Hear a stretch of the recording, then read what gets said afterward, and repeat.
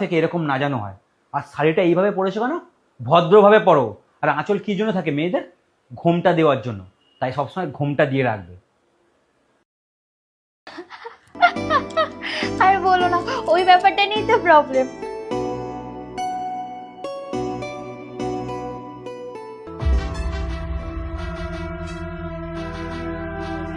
Bathroom ওইদিকে, সামনে গিয়ে সোজা।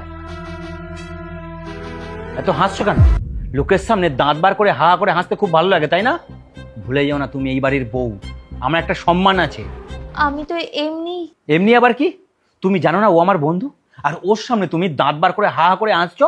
ও ভাববেটা কি বলো তো? আর আমাদের ছেলেদের মধ্যে তুমি এতক্ষণ বসে আছো কেন? খুব মজা লাগছে, তাই না?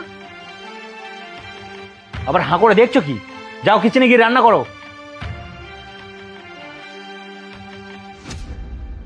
আমি যদি আমার শ্বশুর মশাইয়ের সামনে বসে খাবার খেতে না পারি, তুমিও তাহলে তোমার শাশুড়ির সামনে বসে খাবার খেতে পারবে না।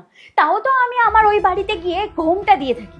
আর তুমি এখানে সেই হাফ প্যান্ট গেঞ্জি পরে ঘুরে বেড়াচ্ছ। ছি, তোমার এতে মান সম্মান যায় না? পায়েল, আমি একটা ছেলে। এটা আমার শ্বশুর বাড়ি, নিজের বাড়ির মতন। ও, তুমি বাড়ির ছেলে বলে তুমি তোমার ইচ্ছে মতো সব কিছু করতে পারো। আর আমি বাড়ির বউ বলে আমার জন্য হাজার একটা নিয়ম, তাই তো? কেন কেন এমন হবে? পায়েল, তুই চুপ কর। জামাই বাবাজির খাওয়া হয়ে যাক, তারপর তুই আলোচনা করবি। 2 দিন হলো আমরা এই বাড়িতে এসেছি। প্রত্যেক দিন আমার সাথে কেউ না কেউ দেখা করতে আসছে। আর তুমি তাদের সামনে কি পোশাক পরেছিলে, কিভাবে কথা বলছিলে, এই ব্যাপারগুলো নিয়ে যদি তোমার ক্যারেক্টার নিয়ে আমি কথা বলি, তাহলে তোমার কেমন লাগবে বলো তো?